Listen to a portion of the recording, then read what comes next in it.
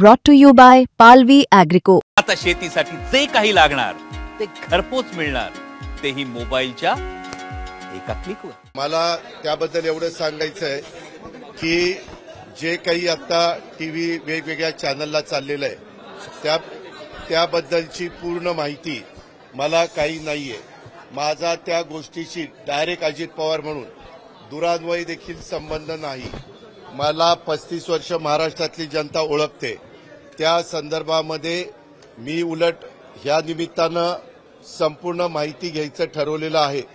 कारण मागे एकदा 3-4 महिन्यापूर्वीची गोष्ट असेल की अशा पद्धतीचं काहीतरी चाललंय असं कानावर आलं. त्यावेळेस मी सांगितलं की असलं काही चुकीचं केलेलं मला चालणार नाही. असल्या कुठल्याही चुकीच्या गोष्टी कुणी पण करू नयेत अशा स्पष्ट सूचना मी दिलेल्या होत्या. परंतु त्याच्यानंतर परत काय झालं ते काही मला माहिती नाही. परंतु आता चॅनलमध्ये वेगवेगळ्या त्या जमिनीच्या बद्दल बरंच काही सांगितलं जातं.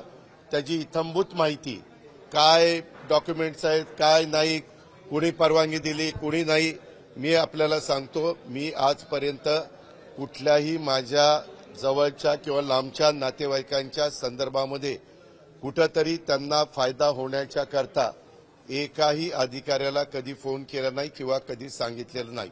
उलट मी या निमित्तानं महाराष्ट्रातल्या जनतेला नाही परंतु उपमुख्यमंत्री म्हणून अधिकारी वर्गांना आणि कर्मचाऱ्यांना सगळ्यांना सांगेन की जर माझ्या नावाचा वापर करून कुणी चुकीचं करत असेल किंवा त्याच्यामध्ये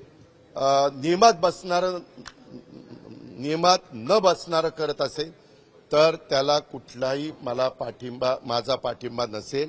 मी फार कायद्याच्या नियमाच्या चौकटीमध्ये राहून काम करणारा कार्यकर्ता आहे हे आपल्याला सगळ्यांना माहिती आहे. आणि त्याच्यामुळं मी आता मला आज कुणीतरी दुपारी मगाशी एक दाखवलं, मुख्यमंत्री म्हणाले की ह्याची चौकशी मी करतो. जरूर मुख्यमंत्र्यांनी चौकशी करावी, तो त्यांचा अधिकार आहे.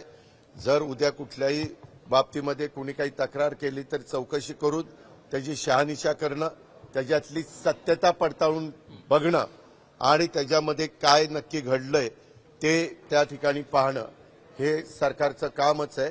पण आतापर्यंत मी दिवसभर इथं असल्यामुळं मी त्याची माहिती घेतली नाही.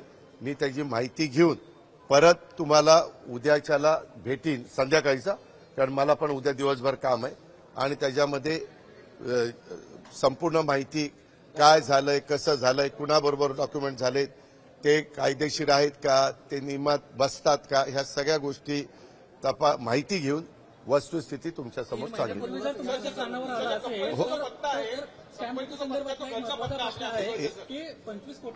अरे बाबा ऐक ना, थांब, तुलाच फार कळतं का?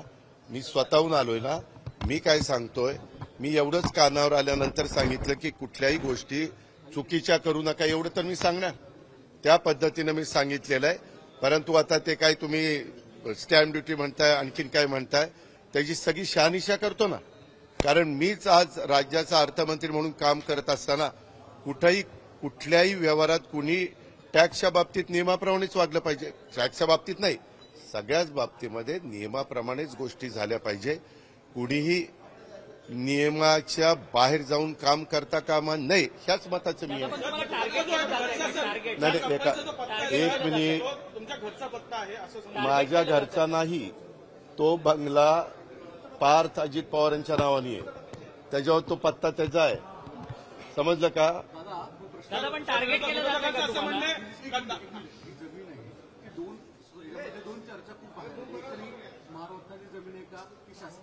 मी तेच सगळं सांगतोय सागर. मी त्याची सगळी माहिती इत्थंभूत घेतो, कारण मी ज्यावेळेस बोलणार आहे मला आतापर्यंत माहिती नाही. मी आता बोललो नसतो तर तुम्ही म्हणला असता की बाबा इथं कुठंतरी पाणी मुरतंय. तुम्हाला सगळ्यांना माझा स्वभाव माहिती आहे. मी कधीही चुकीच्या कामाचं समर्थन केलं नाही. जर चूक झाली तर मी कबूल करतो, ही माझ्याकडनं चूक झाली, मी ती दुरुस्त करतो. परंतु ह्याच्यात माझा दुरान्वय पण संबंध नाही. मी कुणाशी चर्चाही केलेली नाही. मी त्याच्या संदर्भात कुणाशी बोललेलो पण नाहीये. मला आणि अलीकडच्या काळामध्ये ज्यावेळेस आमच्या घरातली मुलं सज्ञान होतात, मोठी होतात, ते त्यांचे व्यवसाय करतात. परंतु ह्याच्यात मी पुन्हा सांगतो, माझा दुरान्वयी देखील कुठल्या अधिकाऱ्याला फोन नाही, कुणाला सांगणं नाही, कुणाला तिथं वेगळं काही त्याच्यामध्ये मदत करा अशाही पद्धतीची भूमिका नाही. मी अतिशय संविधानाला मानणारा, घटनेला मानणारा, कायद्याने चालणारा आणि इतरांनी पण कायद्याने चालावं ह्याबद्दल कटाक्षाने प्रयत्न करणारा, कायद्याच्या चौकटीमध्ये राहून माझ्या काही सगळ्यांना समजून सांगणारा असा कार्यकर्ता आहे.